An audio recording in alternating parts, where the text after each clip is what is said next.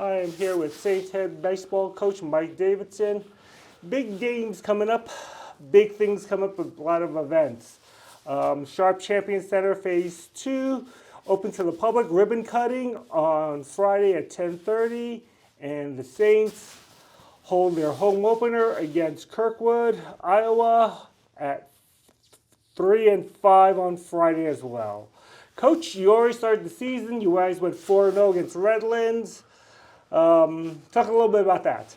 Yeah, we traveled down to El Reno and played them, and we played them in the fall, and they kind of smacked us around a little bit at a tournament, and so it was nice to go down there and take 4. I thought our kids played well. Really impressed that we didn't make a lot of mental mistakes. That was the biggest thing I was worried about going in. It's just mentally not being ready to play or having issues there. We knew physical mistakes were going to happen. We haven't been on the field very much and things of that sort. But we played through some stuff, and we played through a couple of injuries. We got a couple of guys that are injured now, but that's part of it. We just have to keep moving forward. But anytime you go 4-0, it's a great start, and hopefully we can continue the trend as we move forward with Kirkwood. What do you expect from your team this year? Looking a little bit back from the last year, you guys had quite the power out over there, a lot of bopping out over there. But you've graduated a couple of big bats. Yeah. Are you going to be fine? But you still have a couple of players who hopefully contribute just as well. What do you expect? Yeah, I mean, I think offensively we won't be as good as we were last year. We finished top 5 in the country in hitting, and so we were pretty good and took advantage of that. But our pitching wasn't very solid, and so hopefully we flip-flop that. We've got 7 sophomores on the mound, so we're looking to them to be improved and be better and hold us down to 3-4 runs a game type deal, and they have so far. They did a great job. I mean, T.J. Newman threw a no-hitter for. Well, he did throw a no-hitter for 4 1/3 innings, and Willie, Tyler Wilcox, who transferred from CSU Pueblo, a kid we recruited out of high school who transferred back to us. He did a great job in Game 4. I mean, he gave a couple runs early, but he settled down and did a great job to go 5 innings and not give up another run. And so Luna was just Luna, and he did his thing, and so it gave us an opportunity to win. And Trent did a good job. So. Looking forward to see if they can repeat what they can do, but I think we'll be as good as our pitching staff. I think defensively we're pretty good. Middle infield is really good with Hopkins and Baffa and Hagelpit and those guys playing in the middle, and so we've got to shore up our bullpen. I think that's a question for us, and then. Who's going to continue to hit in the middle of the order? Rowan has showed that he can do it. Right. We've had Cartwright in there. He struggled a little bit this weekend. We'll see. He had a great freshman year, so but he hit leadoff and hitting into 3 holes, 2 different things. Right. So we may play with that a little bit to try to establish that 3-4-5. But Trent swung the bat really well this weekend. I mean, 7 RBIs in 1 game. Right. So was player of the week this week for us. Right. So. And he was player of the week last year too. Wasn't he for the first year too? Yeah, he might have been. And so this is sort of 2 years, and his bat was fine last year, but a little bit overshadowed. Now a little bit more pressure on him. So he's still playing third. Yeah, he's still playing third, and he doesn't have Bear and all those guys that are surrounding over the top of him for with Jackson, Greg, and those 2 guys really had great years last year, and so he kind of laid around in the weeds unnoticed, and he would sneak up and get you, hitting in the 5 and 6 hole.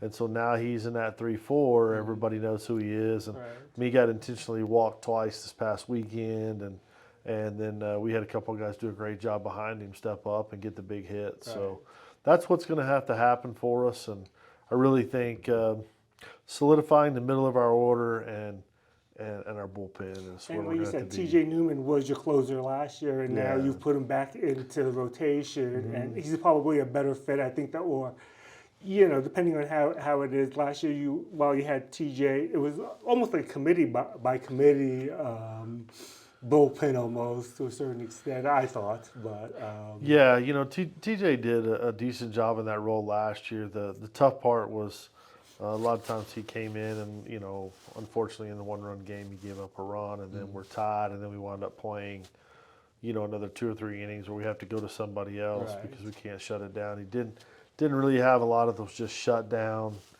innings, and so we put him in the rotation this year and just let him that way he can kind of work through some of that stuff. Right. And he did a great job, competed well, and there's never a doubt when TJ goes right. to the mound whether he's competing or he's going hard. I mean, he's kind of the all or none dude, and Right. so no, we expect TJ to stay in the rotation for us, and we'll figure out our bullpen as we go. And actually, Elias Herrera actually will probably he was starter, but now you're going to put him in the bullpen. Actually, he could probably play a really big part of that. Yeah, originally Elias was going to be in the rotation, and then a couple weeks before we opened the season, after an inter squad, he had some discomfort in his shoulder and had some things going on, so we held him out of the next inter squad and did some rehab stuff with him. So he was behind schedule to start, and so we knew if we, this past weekend was pretty much scripted at 65 pitches you were coming out of the game, and so we could get him hot, bring him to the game. He could throw an inning or two, and then that'd be done. And so it worked out perfectly. He came in and threw his 2 innings, threw up 2 zeros, and it worked out. So whether he stays there, whether Wilcox goes or Right. or Gerber, or who, we'll figure that out in time. But I want to monitor Elias a little bit because so we can't afford to lose anybody on the mound. We've got Stephen Brown, who's down with the shoulder right now anyway. So we just we can't afford to lose guys this early. So Yeah, Elise was very capable last year. Right. He actually, he was when he was healthy actually, and and he bounced around. So his mentality should be pretty good to be able to do both. I would imagine. yeah, and Elias doesn't matter as long as he's out there pitching and getting the play and all that. The thing I like about him is he's pretty efficient. Like he usually throws strikes. He doesn't mess around, and like this weekend, I think his first inning he threw 7 pitches and we got 3 outs and we were off the field. So if he relieves or closes and he does that for 2 innings, then you got him again for tomorrow because he's thrown 14 or 15. And kind of the golden rule in baseball is if you throw 30, 35 or Right. less, you can come back. Yeah. You don't have to have that day off. So, that's something we've got to work through and figure out. And that may be something that works best for our club. Talk about some of the freshmen. What are you looking for some of the freshmen that you expect to, have an impact on the team? Well, I think the Nathan Hopkins is probably the number 1 freshman that's going to impact him. He was Player of the Year in Colorado last year, 6A Player of the Year, and very athletic kid. Just needs to get stronger. A lot of people knocked him because he wasn't a big kid, but we told him we don't care. I mean, a baseball player is a baseball player, and he is a very good baseball player. His instincts are very good, and so he played short and second for us this weekend. We'll do the same. Hit leadoff for us, and then also hitting the 2-hole. We're still trying to figure out that leadoff spot a little bit. Brock Sundel has done a great job for us. He started in center one game and played the left, and the other, I believe 3. And his average wasn't great. That's the one thing Coach and I were talking about the other day. Like his average wasn't great for the weekend, but he had 2 or 3 big hits, like a bases loaded double. Right. Then he had another double in the game where he just missed hitting the ball off the wall, and we scored a guy from first. And so his 4 or 5 RBIs that he had were big situations. Right. And So just being clutch. yeah. I mean, and you kind of look for that over there, while you would love to have someone batting 300, 350 Right. over there, but if he's having 175, but at the same time, too, when the big moment comes up, it doesn't overwhelm him. Yeah, he did a great job, and then we jumped him into the leadoff spot, and he kind of struggled, so we put him back in the 5-hole, and so we've played with what we're doing there. I mean, behind the plate, Mason Gilbert's a freshman who's going to have to catch Luna. Right. And that's a job in itself because Yeah. Luna likes to cut the ball and he throws hard. And so Mason's the only one we have that can handle him. I mean, day in and day out. So Mason's going to have to anchor that spot for us, and he's caught and thrown well all year. And the other freshman that's really going to have to play a lot is Juarez, Caden Juarez, and he had a good weekend. He had a ball out, hit a home run, he had a couple other RBIs for us. But playing first base, had a couple of blunders at first base, just physical mistakes, just not catching the ball. But we knew that was going to happen, and Caden knows he should have made those plays 100 times if he did 100 times over. But I think he fits in the middle of our order. I think he's going to wind up probably being 5 for us, 5, 6, somewhere in there. So I think he's going to be an impact guy for us this year. And the last person is Wakui. I mean, Kutaro Wakui has done a great job. What a great kid. He hit his first college home run this weekend. Right. And, I mean, if you go back and watch somebody had it on video, I mean, he's jumping up and down like a 5-year-old kid running around with his hands above his head. And so proud for him. And he had 3 big hits in the 2 games that he played for us. Unfortunately, the other games he didn't play just because they started left-handed pitching. Right. And left on left, he's okay, but not as good. Right. But, I mean, he's going to see considerable playing time as a DH left fielder, and he can play for some first base too. Okay. So very.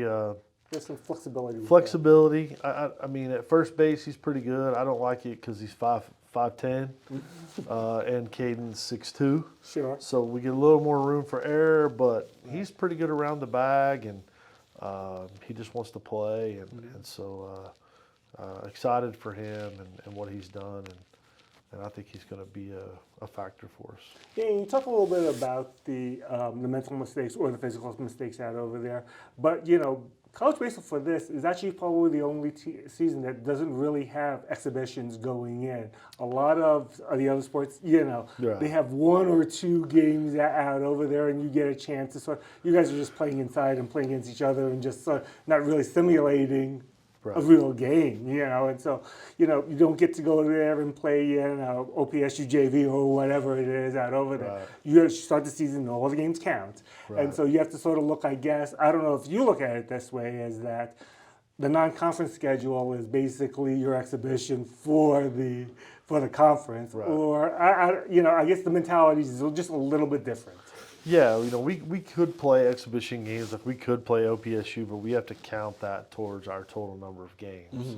So we get 56 in the spring. We could play those guys, but we'd only get 55 or 54 or whatever. So we choose not to do that, just to get all 56 games in, as hard as it is to do anyway. But yeah, we're basically inter-squadding and just trying to figure some things out the best we can. We were on the field a couple times before we played, and that was it. So just like going into this one, we've been on the field for like 3 days, and yesterday we got run off with rain and wind, and so we can't even stay a whole day still. So it'll be interesting. They haven't been on the fields yet. They've got some indoor stuff, but typically a top 10 team in Division II, and they made us like it last year. Right, Carpenter was definitely, but you knew that going in, they were going to be a powerhouse out over there, and they took it and touched you guys. But I mean, not unexpected out over, but a learning experience obviously didn't deter you guys as you went on the season, and you guys played out over there. So you don't.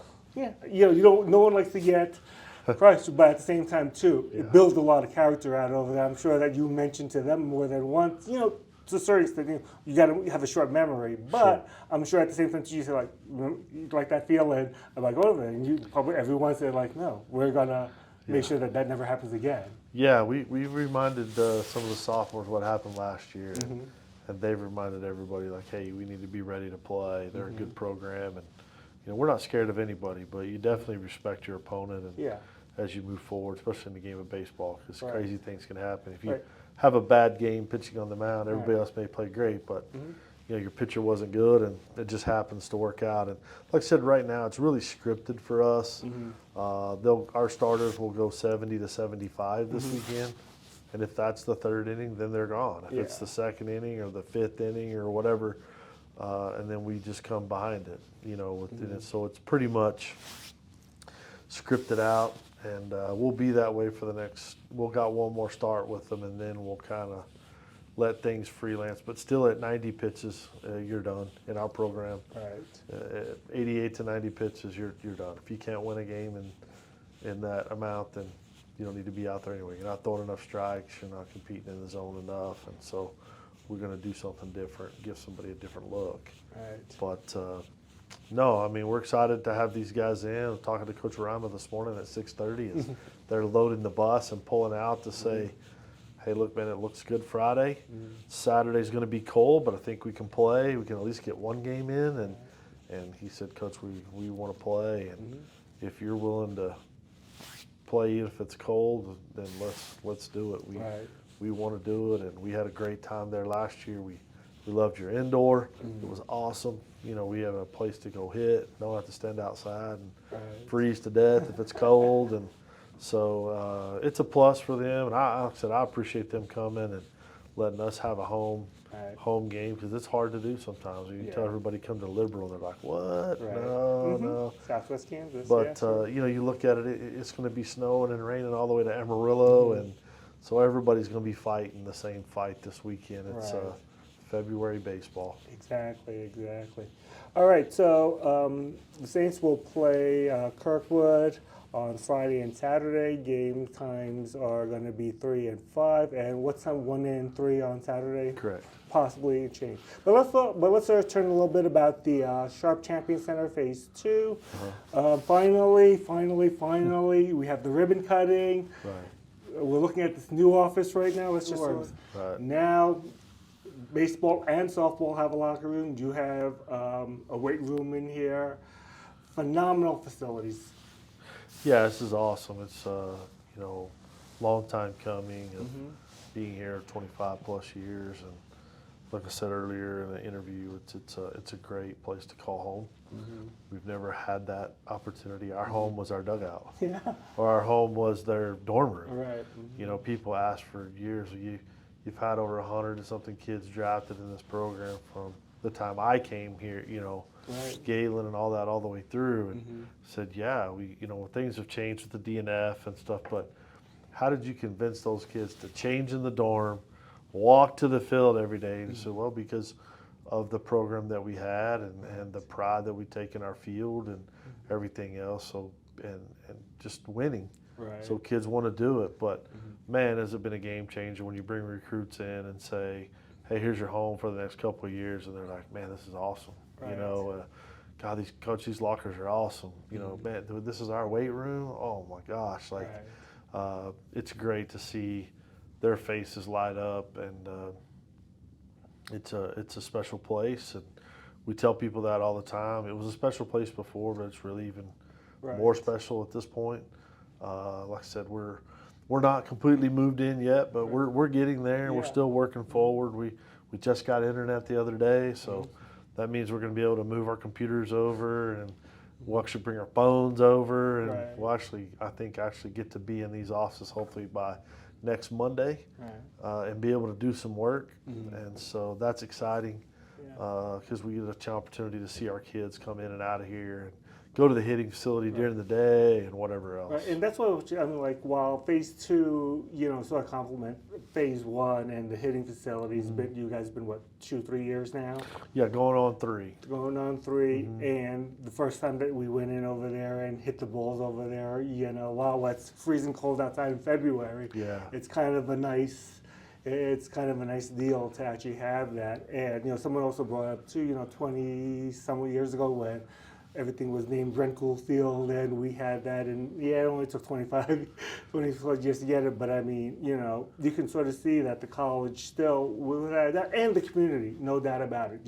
It couldn't be done without the community's help to bring the baseball program to where it is with the facility-wise. Oh, for sure. If it wasn't for the Sharps and the Gary Dunhams and Jay Hay, who helped with Cooper Clark, now Rod's kind of taken over all that, and the Radals, and you go, the list goes on and on. Steve Helms, those people like that, and I know I've probably forgotten somebody's name, but there's several people in the community that came in that gave us $2,500, $1,000 here, Right. $3,000 there, and man, does that really add up? Yeah. Over the time, and our baseball programs have given over $250,000. Our kids themselves have gone out and raised Yeah. Right. money themselves that has put back, and that we've saved and saved, and instead of buying a new uniform, we saved $5,000 to put back towards a hitting facility. And Right. that's what we were talking the other day. Coach King said, "Man, we really need to get some new uniforms, Coach." I said, "Well, they still look pretty good." He goes, "Coach, our newest uniform is 7 years old. Some of these are 10 years old when I played here." You know what I mean? So even though we do a great job of taking care of them, making them look good, Right. we got to start replacing some of those things. But Yeah. we have been putting that money towards our hitting facility, and like I said, we've written checks for over $250,000, and that doesn't count incidental stuff. The little things to make it work. So. Austin King's family who donated TVs Right. for our whole facility. I mean, we've had a lot of people do little things like that Right. just mean a lot. Right, and I just wanted to add, you say that, and the players themselves, their parents, they follow us religiously on Yeah. social media and stuff, and we want to give back. That's why we're doing these interviews to keep them up to sure. date.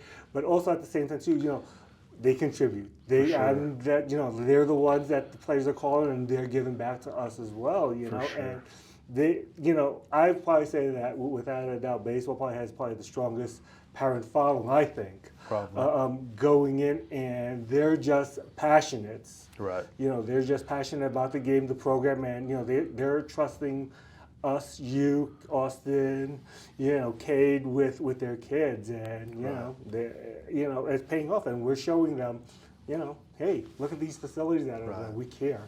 Yeah, it's been great. I mean, even on Giving Day, when they have we have the week of giving here on campus. Right. I mean, it's amazing the people that give money to baseball. I mean, I look up and think, oh, it'll be nice to get a few $1,000s or whatever.